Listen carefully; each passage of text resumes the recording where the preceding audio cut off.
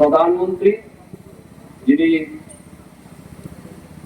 এখন পর্যন্ত জনগণের কাছে বাংলাদেশের সবচেয়ে জনপ্রিয় ব্যক্তিত্ব তারেক রহমান সাহেবের নির্দেশনায় আমরা প্রথমে এই দুর্যোগ ব্যবস্থাপনার অধীনে যে এই খালটি খনন আমরা করেছি। আমাদের এই এলাকায় মোট 13টি খাল আছে, দুর্যোগের একটি এবং 12টি হল ওয়াটার বোর্ডের।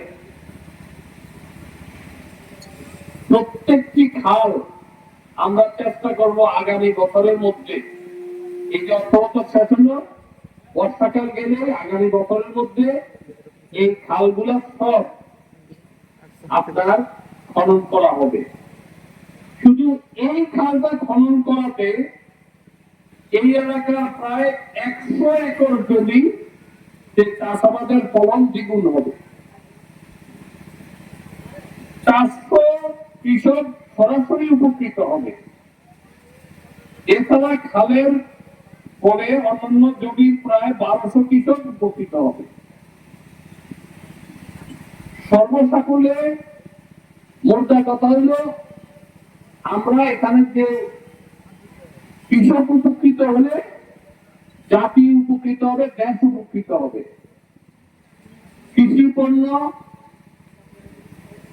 বেশি হলে আমাদের কৃষি ভাইরা বেনিফিটেড হবে, মা বোনরা বেনিফিটেড হবে। তবে এই এলাকার লোকদের একটা নৈতিক দায়িত্ব আছে।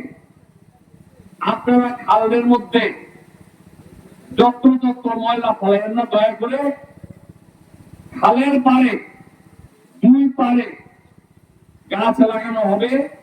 আপনারা এই গাছগুলা যত্ন করে রাখবেন, গরু ছাগল যেন গাছে মুখ না লাগাতে পারে। তাহলে যে গাছ লাগানো হবে 2-3 বছর যদি দেখেন, এই যে দেখেন রৌদ্র, এই রৌদ্র তো আর থাকবে না, তাই না? এবং দেখেন আমাদের প্রধানমন্ত্রী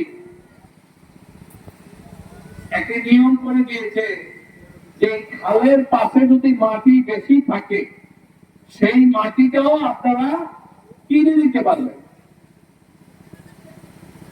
আপনারা উপজেলার সাথে কথা বলে, আপনাদের ধরেন অনেকের বাড়ি ভরট করতে মাটি লাগে না, বালু দিয়ে তো আর সব ভরট করা যাবে না। গাছ এই কথা কম বলেন, বালু দিয়ে কি ভরট করা যায়?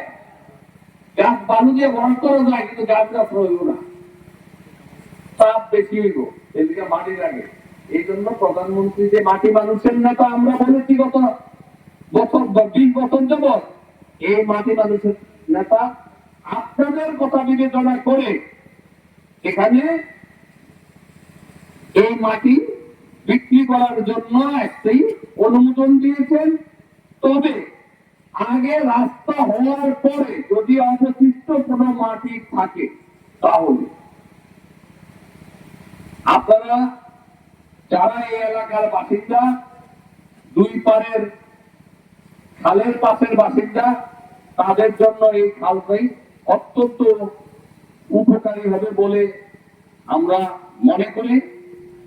আপনাদের এখানে এসে আমার বক্তব্য শোনার জন্য আপনাদেরকে সবাইকে ধন্যবাদ জানিয়ে আমি আমার বক্তব্য এখানে শেষ করেছি। আসসালামু আলাইকুম।